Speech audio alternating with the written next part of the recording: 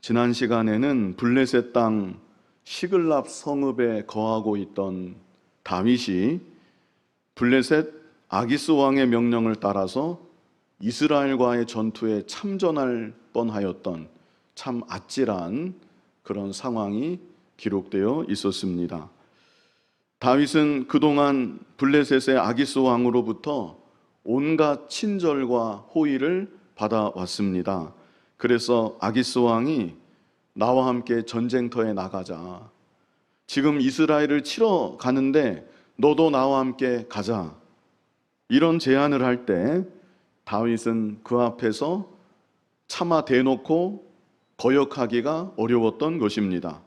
그래서 자신의 본 마음은 숨긴 채 아기스 왕의 뒤를 따라서 전쟁터를 향해, 이 전장을 향해 다윗이 무리들과 함께 나아가고 있었습니다. 이제 그대로 계속 가다가는 이스라엘 군대와 맞닥뜨릴 수밖에 없는 참 너무나 아슬아슬한 상황이 되었습니다. 그런데 바로 그때 하나님께서 그 가운데 친히 개입하여 주셨습니다. 함께 출정하던 블레셋의 방백들이 다윗과 그의 무리를 보고 어떻게 저들이 우리와 함께 전쟁터에 나갈 수 있는 것입니까? 이렇게 강하게 아기스 왕을 향하여 항의하도록 하나님께서 방백들의 마음을 움직이시고 그 가운데 역사하여 주셨던 것입니다. 그래서 아기스 왕이 다윗을 데리고 전쟁터로 나가고자 했던 자기의 뜻을 포기하고 그냥 너 원래 있던 시글락으로 돌아가라. 이번 전쟁에 나와 함께 가지 말고 그냥 시글락 땅으로 돌아가라. 그렇게 다윗을 다시 돌려보내게 되었다는 것을 우리가 지난 시간에 보았습니다. 정말 놀라운 하나님의 간섭이요, 하나님의 역사가 아닐 수 없었습니다. 만약 하나님께서 그 가운데 그렇게 비상적으로 개입하지 아니하셨더라면 다윗은 영락없이 블레셋 편에 서서 이스라엘 군대를 마주할 수밖에 없었습니다. 만약 그렇게 되었다고 하면 다윗이 어떻게 장차 이스라엘의 왕이 될 수가 있겠습니까? 그런데 하나님께서 다윗을 불쌍히 여겨 주셨던 것입니다. 그래서 그가 이스라엘을 향하여 칼을 겨누는 그 일만큼은 하지 않도록 모면할 수 있도록 하나님께서 개입하시고 역사하여 주셨던 것입니다. 이제 이어지는 이 시간 본문에는 하나님께서 다윗을 크게 징계하시는 내용이 기록되어 있습니다. 다윗으로 하여금 큰 과오를 저지르는 일만큼은 하나님께서 개입하사 막아주셨지만 다윗이 이미 죄를 많이 지었기 때문에 하나님은 다윗으로 하여금 철저히 회개하도록 다시금 바른 길을 걸어갈 수 있도록 다윗을 무섭게 징계하여 주시는 것입니다. 이것이 또한 하나님의 큰 사랑과 하나님의 긍휼이 아닐 수 없는 것이죠.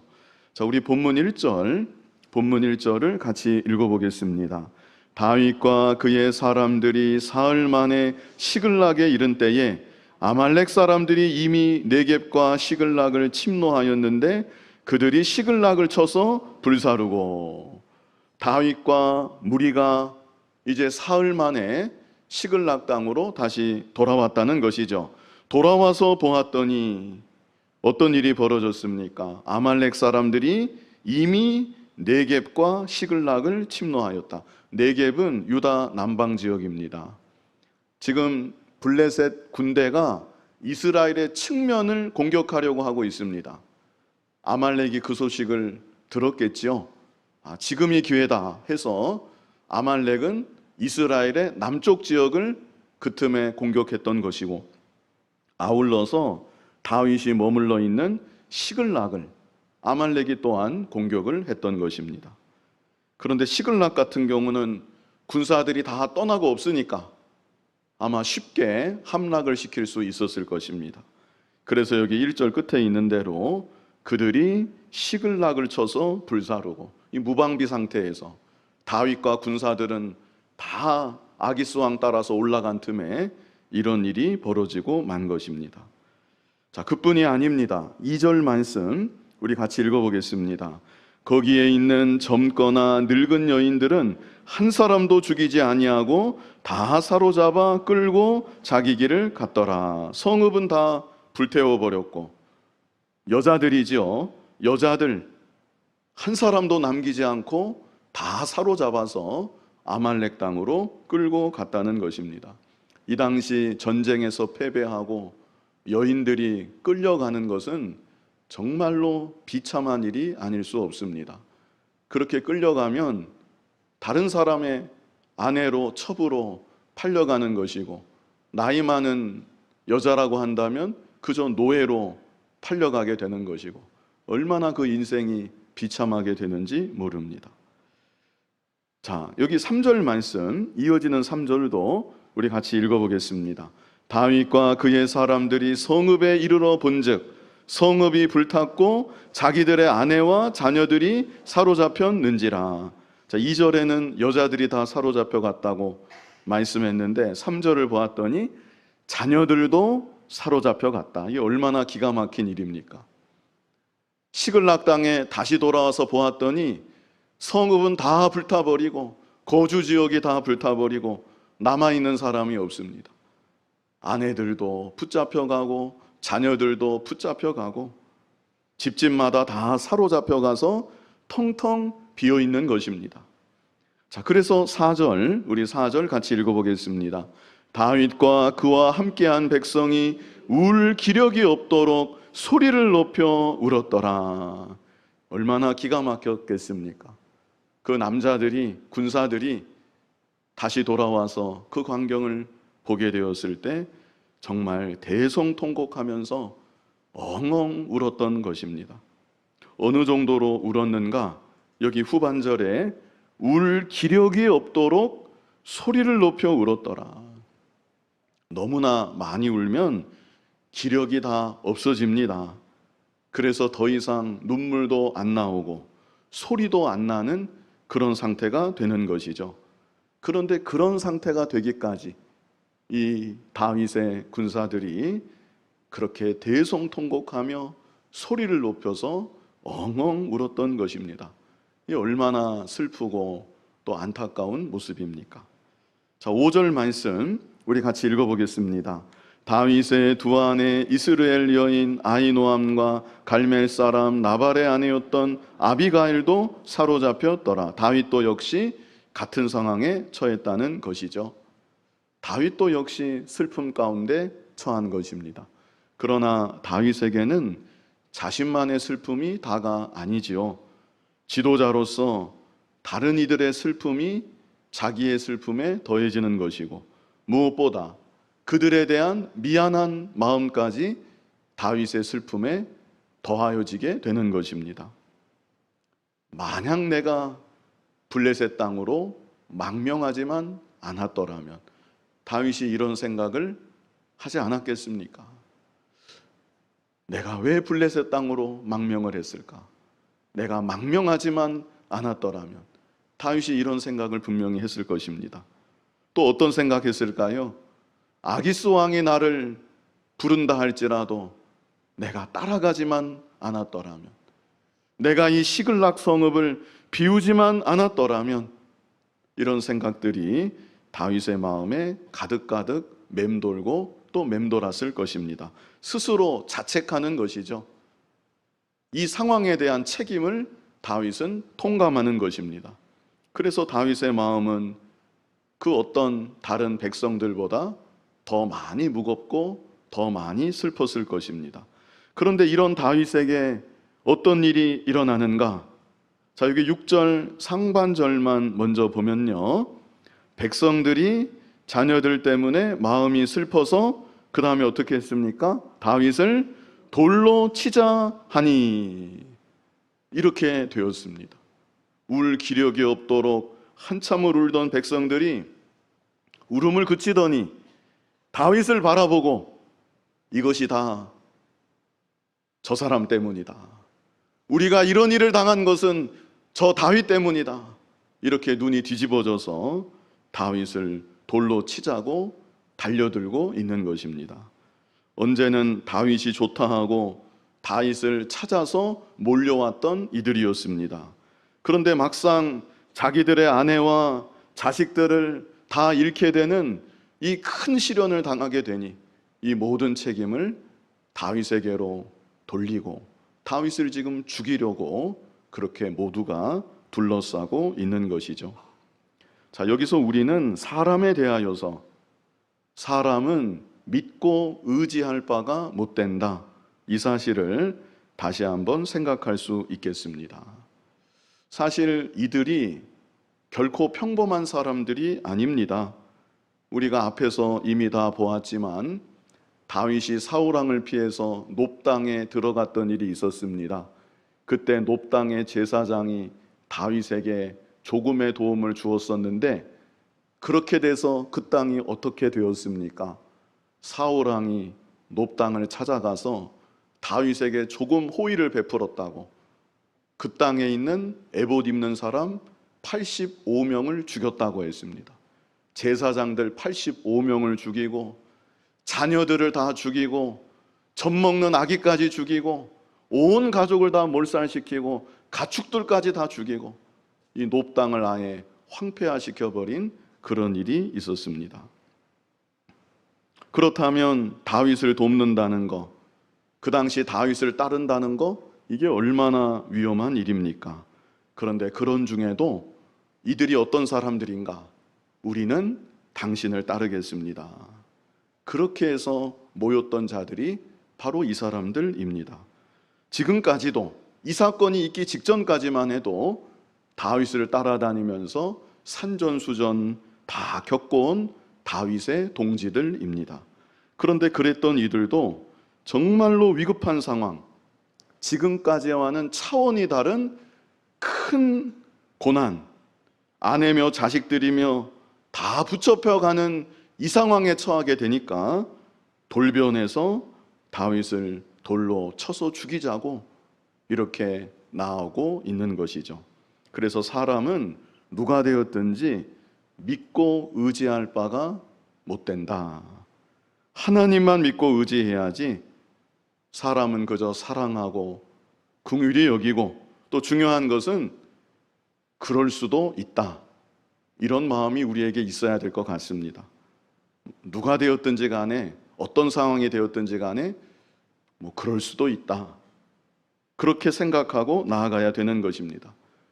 어떻게 저 사람이 나한테 저럴 수가 있느냐, 그게 아니라 뭐 그럴 수도 있다, 저 사람 입장이라면 그럴 수도 있겠다, 이렇게 생각하고 언제나 나아가야 되지 않겠나 생각을 합니다. 지금 다윗을 향해 돌을 던지려고 하는 이들이 이렇게 다윗과 관계가 끝나는 게 아닙니다. 결국에는 이들이 다윗과 함께하면서 나라를 일으키는 개국 공신들이 되는 것입니다. 다윗을 따라가는 이제 충성된 신하들이 이 가운데 많이 나오게 되는 것입니다. 그때 다윗이 언제는 나를 향해서 돌을 던져 죽이려고 했으면서 그렇게 앙심을 품었을 리가 없습니다. 사람은 언제나 같은 사람이 상황에 따라 이러기도 하고 저러기도 하는 것이고 뭐 그럴 수도 있겠다, 이런 마음이 되어야 하지 않겠나.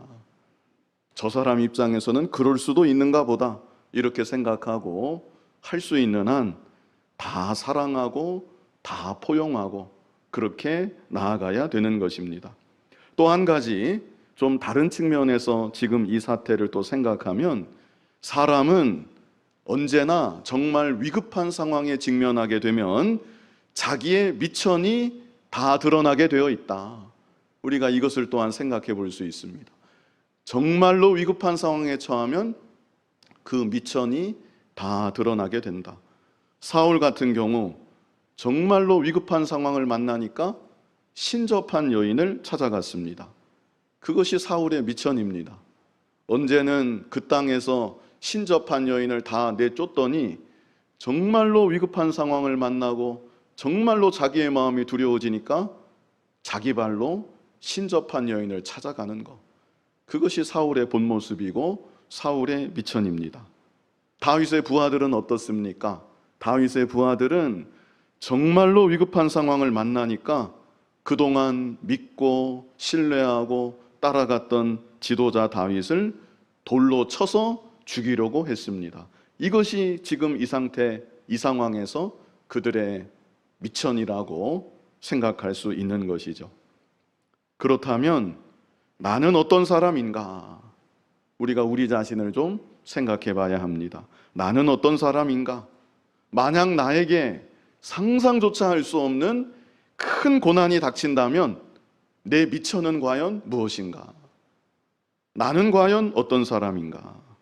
사울처럼 하나님 잊어버리고 세상의 다른 방법을 찾아 헤매며 다니는 그런 사람이 내가 혹시 아니겠는가? 다윗의 부하들처럼 다른 사람 원망하고 불평하고 나의 감정을 다른 사람에게 다 쏟아내는 그런 사람은 아니겠는가? 저와 여러분은 어떤 사람이 되어야 하겠습니까? 정말로 상상조차 할 수 없는 큰 위기의 상황을 만났을 때 바로 그때 하나님을 가장 먼저 생각할 수 있는 사람, 바로 그때 하나님을 가장 먼저 찾을 수 있는 사람, 하나님 앞에 엎드려서 하나님께 더욱 간절히 부르짖어 기도할 수 있는 그런 사람들이 되어야 하는 것입니다. 다윗이 바로 그런 사람이었습니다. 우리가 다윗을 통하여 눈여겨볼 것이 바로 그 점입니다. 다윗도 다른 사람들처럼 크고 작은 실수들을 정말 많이 저질렀습니다. 지도자로서 수많은 백성들을 이끌고 가서는 안 되는 길로 가기도 하였고 머물러서는 안 되는 곳에 머물기도 하였습니다. 이런 모습만 보면 이 자격 미달이 아닌가, 얼마든지 그렇게 다윗을 평가할 수도 있습니다. 그러나 다윗에게 정말 좋은 점이 하나 있었는데 그것은 그가 인생 중에 위급한 일을 만났을 때, 상상조차 할 수 없는 큰 위기를 만났을 때 다윗은 바로 그때 하나님을 더욱 찾을 줄 아는 사람이었다는 것입니다. 눈앞이 캄캄해질 때, 어찌할 바를 도무지 알지 못할 때 하나님 앞에 엎드려서 간절히 부르짖어 기도하는 사람, 그런 상황 가운데 자신을 돌아볼 줄 알고 하나님 앞에 자복할 줄 알고 철저히 회개하며 다시금 하나님 앞에 가까이 나아갈 줄 아는 사람, 그 사람이 바로 다윗이었던 것입니다. 이 시간 본문에도 그런 다윗의 모습이 여기 잘 나타나 있는 것입니다. 이 6절 말씀이 참 중요한 말씀이겠는데요. 우리 6절을 다 같이 한번 읽어보겠습니다. 백성들이 자녀들 때문에 마음이 슬퍼서 다윗을 돌로 치자 하니 다윗이 크게 다급하였으나 그의 하나님 여호와를 힘입고 용기를 얻었더라. 이 한 절이 참 간단하게 쓰여 있는데요, 이게 얼마나 중요한 말씀인지 모릅니다. 다윗이 크게 다급하였으나, 사실은 이 정도 말로 표현이 안 되는 그런 상황이지요. 600명이 자신을 둘러싸고 돌을 집어들고 던지려고 하는 그런 상황입니다. 600개의 돌이 날라오면 그 어떻게 피할 수 있겠으며 도망갈 수 있겠으며 꼼짝없이 죽을 수밖에 없는 그런 다급한 상황에 다윗이 처한 것이죠. 그래서 다윗이 크게 다급하였으나, 얼마나 놀랐겠으며 얼마나 그 상황이 두려웠겠으며. 자, 그런데 그게 끝이 아니고 다윗이 크게 다급하였으나 그 다음에 무엇입니까? 그의 하나님 여호와를 힘입고 용기를 얻었더라. 이게 얼마나 기적적인 하나님의 은혜인지 모릅니다. 다윗이 그 가운데도 여전히 살아계신 전능하신 하나님을 바라보았던 것입니다. 그럴 때 하나님께서 다시금 다윗을 긍휼히 여겨주시고 전능하신 하나님의 힘과 능력을 다윗에게 베풀어 주셨던 것이죠. 그래서 다윗이 그 하나님의 능력을 힘입고 그런 중에도 용기를 얻었더라, 이렇게 말씀하고 있습니다. 떠오르는 구약의 한 구절이 있었는데요, 여러분들도 잘 아시는 구절입니다. 이사야 40장 30절 우리 같이 한번 읽어보겠습니다. 소년이라도 피곤하며 곤비하며 장정이라도 넘어지며 쓰러지되. 그 다음 31절 우리 같이 읽어보겠습니다. 오직 여호와를 앙망하는 자는 새 힘을 얻으리니 독수리가 날개치며 올라감 같을 것이요 다른 박질하여도 곤비하지 아니하겠고 걸어가도 피곤하지 아니하리로다.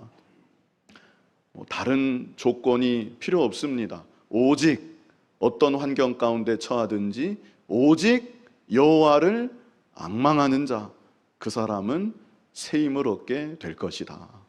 이것이 하나님의 약속입니다. 그러므로 오늘날 우리들도 하나님만을 바라보고 하나님만을 의지하며 살아가야 되는 것입니다. 정말 절망적인 상황을 만난다 할지라도 그 가운데도 지금도 살아계신 변함없으신 하나님만을 바라보는 것입니다. 그러면 하나님께서는 반드시 전능하신 능력을 베풀어 주시는 것이고 그 능력을 힘입어서 우리가 다시금 담대하게 믿음의 삶을 살아갈 수 있게 되는 것입니다. 이렇게 다윗이 그 얼마나 위기의 순간 다급한 상황인데 하나님을 바라보았고 하나님을 힘입었다. 경험한 사람만 알 수 있는 그런 말씀이죠. 그런 가운데도 하나님을 힘입었고, 그래서 다윗이 그 다음에는 어떻게 했는가? 본문 7절로 8절 우리 같이 읽어보겠습니다. 다윗이 아히멜렉의 아들 제사장 아비아달에게 이르되 원하건대 에봇을 내게로 가져오라. 아비아달이 에봇을 다윗에게로 가져가매 다윗이 여호와께 묻자와 이르되 내가 이 군대를 추격하면 따라잡겠나이까 하니 여호와께서 그에게 대답하시되 그를 쫓아가라. 네가 반드시 따라잡고 도로 찾으리라. 아멘. 이 다윗에게 아말렉 군대를 따라가고자 하는 용기가 생긴 것입니다. 8절에 다윗이 하나님께 여쭈었지요. 내가 이 군대를 추격하면 따라잡겠나이까. 그 앞에서의 모습과 얼마나 대조가 되는 모습입니까? 울 기력이 없도록 소리를 높여서 망연자실해서 다윗도 함께 울었습니다. 자신의 책임을 통감하면서 내가 왜 그랬을까? 그러다가 정신을 차리고 보니까 돌을 든 600명이 자신을 둘러싸고 쳐서 죽이려고 하고 있는 것입니다. 얼마나 다윗이 다급했었는데. 그런데 이 말씀을 보았더니 내가 이 군대를 추격하면 따라잡겠나이까. 벌써 태도가 달라진 것이죠. 눈빛부터 달라졌을 것 같습니다. 하나님, 제가 이 군대를 추격하면 잡을 수 있겠습니까? 잡겠다는 의지가 다윗에게 생긴 것이죠. 전능하신 하나님께서 이 가운데도 함께 하시고 역사하여 주신다면 다 되찾아올 수 있다. 이런 확신이 다윗 마음 가운데 생긴 것입니다. 실제로 하나님께서 응답하여 주시는데 뭐라고 응답하십니까? 그를 쫓아가라. 네가 반드시 따라잡고 도로 찾으리라. 그래서 하나님을 힘입는 사람은 어떤 절망적인 상황을 만난다 할지라도 낙심하지 않는 것입니다. 잠시 낙심할 수는 있겠지만 그저 그 상태 그대로 주저앉고 망하는 자리에 처하는 것이 아니라 절망 중에도 소망을 품게 되는 것이고 다시 일어설 수 있는 것이고 전능하신 하나님 의지에서 다시금 담대하게 믿음의 발걸음을 힘차게 옮길 수가 있게 되는 것입니다. 자, 이어지는 우리 본문 9절로 10절 같이 읽어보겠습니다. 이에 다윗과 또 그와 함께한 600명이 가서 부솔 시내에 이르러 뒤떨어진 자를 거기 머물게 했으되 곧 피곤하여 부솔 시내를 건너지 못하는 200명을 머물게 했고 다윗은 400명을 거느리고 쫓아가니라. 자, 이것은요 100%는 없다. 언제나 100%는 없다. 이것을 우리에게 알게 하여 줍니다. 다윗이 하나님의 전능하신 능력을 힘입었습니다. 그래서 확신을 가지고 지금 담대하게 앞으로 나아가고 있습니다. 그런데 그런 와중에 여기 200명이라고 그랬습니다. 지금 그런 와중에 200명이 우리는 못 가겠습니다. 그냥 그 자리에 주저앉아 버린 것이죠. 물론 실제로 힘이 빠져서 힘이 들어서 그럴 수도 있는 것이지만 그 근본은 다윗의 뜻에 동조하지 않는 것입니다. 다윗은 하나님의 능력을 힘입어서 지금 담대하게 나아가고 있는데, 그래서 많은 무리가 다시금 마음을 고쳐잡고 다윗을 한 마음으로 따르고 있는데 나는 못 가겠다. 나는 함께 가지 않겠다. 뭐 힘도 들고 지금 간다고 가망도 없을 것 같고 그냥 그 자리에 협력하지 않고 주저앉아 버린 것이죠. 지금 다윗이 다른 일을 하러 가자고 이들을 이끄는 것이 아닙니다. 자기 백성을 다시 찾자고, 자기의 처자식들입니다. 그들의 처자식들을 다시 구하자고, 그래서 가겠다고 하는데, 그런데도 협조하지 않고 참 냉소적으로 주저앉은 자들이 200명이나 되었다는 것이죠. 600명 중에 200명이니까 3분의 1입니다. 상당히 다윗으로서도 힘이 빠질 만한 그런 상황인데, 그래도 다윗은 400명만이라도 이끌고 이제 계속해서 추격하고 가야 될 길을 가는 것이죠. 자, 그때 하나님께서 다윗의 앞길을 열어주시는데 어떤 사람을, 참 중요한 사람을 다윗으로 하여금 만날 수 있도록 하나님께서 역사하여 주십니다. 자, 11절 말씀 우리 같이 읽어보겠습니다. 무리가 들에서 애굽 사람 하나를 만나 그를 다윗에게로 데려다가 떡을 주어 먹게 하며 물을 마시게 하고. 길을 가다가 들에서 누구를 만났습니까?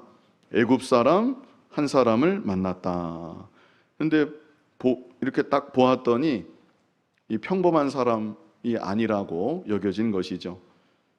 그래서 부하들이 심상치 않게 여기고 그 사람을 다윗에게로 데려다가 떡을 주어 먹게 하고 물을 마시게 했다. 하나님께서 이 애굽 사람을 만나도록 역사하여 주신 것이고, 또 다윗의 부하들이 만났어도 뭐 지나칠 수도 있겠는데 하나님이 그 부하들의 마음 감동시켜서 다윗에게 데리고 오도록 이렇게 하나님이 역사하신 것입니다. 자, 12절 우리 같이 읽어보겠습니다. 그에게 무화과 뭉치에서 뗀 덩이 하나와 건포도 2송이를 주었으니 그가 밤낮 사흘 동안 떡도 먹지 못하였고 물도 마시지 못하였음이니라. 그가 먹고 정신을 차리매. 이렇게 잘 이 먹을 거 주고 공개해서 이 사람이 그전에는 기진맥진했는데 이제는 정신을 차리게 되었다는 것이죠. 그래서 다윗하고 대화를 나누는데 아주 중요한 말이 이 사람 입에서 나옵니다. 우리 13절 같이 읽어보겠습니다. 다윗이 그에게 이르되 너는 누구에게 속하였으며 어디에서 왔느냐 하니 그가 이르되 나는 애굽 소년이요 아말렉 사람의 종이더니 사흘 전에 병이 들매 주인이 나를 버렸나이다. 누구의 종이라고 말합니까? 아말렉 사람의 종이다. 사흘 전에 병이 들었다. 이 시글락이 침략당한 그 시점하고 연결이 되는 것입니다. 여기 실제로 여기 14절을 우리 같이 읽어보면요, 같이 읽겠습니다. 우리가 그렛 사람의 남방과 유다에 속한 지방과 갈렙 남방을 침노하고 시글락을 불살란 나이다. 바로 그 군대에서 떨어져 나온 이 사람을 참 우연하게도 만날 수 있도록 하나님이 역사하여 주신 것이죠. 그래서 다윗이 또 말합니다. 15절 우리 같이 읽어보겠습니다. 다윗이 그에게 이르되 네가 나를 그 군대로 인도하겠느냐 하니 그가 이르되 당신이 나를 죽이지도 아니하고 내 주인의 수중에 넘기지도 아니하겠다고 하나님의 이름으로 내게 맹세하소서. 그리하면 내가 당신을 그 군대로 인도하리이다 하니라. 이 얼마나 기이한 하나님의 도우심인지 알 수가 없습니다. 비록 다윗을 징계하셨지만 다윗이 하나님의 징계의 손길 앞에 다시금 하나님 앞에 엎드러지고 하나님을 바라보고 전능하신 하나님 의지하며 나아갈 때 이제 잃어버렸던 가족들 다 되찾을 수 있도록 하나님께서 길을 열어주시고 친히 인도하여 주시는 것입니다. 이 시간 중요한 것은 다윗이 절망 가운데 참 주저앉을 수밖에 없고 망할 수밖에 없는 그런 상황이었지만 그 가운데도 하나님 바라보고 하나님의 능력을 힘입어서 다시금 앞으로 전진하게 되었다는 것입니다. 우리도 이 세상 살아가는 동안 절망적인 상황을 만날 수 있습니다. 때로는 나의 잘못 때문에, 나의 죄 때문에 그런 일을 만나는 경우도 있습니다. 그러나 중요한 것은 6절에 있는 대로 우리 6절 후반절만 한번 다시 보실까요? 6절 후반절 다윗이 거기부터 우리 다시 한번 같이 읽어보겠습니다. 다윗이 크게 다급하였으나 그의 하나님 여호와를 힘입고 용기를 얻었더라. 아멘. 어떤 상황을 만난다 할지라도 이제도 살아계시고 나를 사랑하시고 나를 인도하시는 분은 우리 아버지 하나님이십니다. 그 하나님을 바라보는 우리들이 되어야 하는 것이고, 그래서 전능하신 하나님의 그 능력을 힘입어서 용기를 얻고 이 인생길 담대하게 믿음으로 나아갈 수 있는 저와 여러분이 되기를 간절히 바랍니다. 거룩하신 아버지 하나님, 다윗이 절망해서 주저앉을 수밖에 없는 상황에 처했었고 돌에 맞아 죽을 수도 있는 그런 위기 가운데 처했지만 다윗은 그 가운데도 다시금 하나님을 바라보았다고 하였습니다. 우리들도 이 세상 살아가는 동안 나를 사랑하시고 나의 인생길을 인도하시며 전능하신 능력으로 나의 삶 가운데 역사하시는 아버지 하나님을 언제나 바라봄으로 하나님의 능력을 힘있게 하여 주시고 다시금 일어나서 담대하게 믿음으로 걸어갈 수 있는 우리들 모두가 되게 하여 주시옵소서.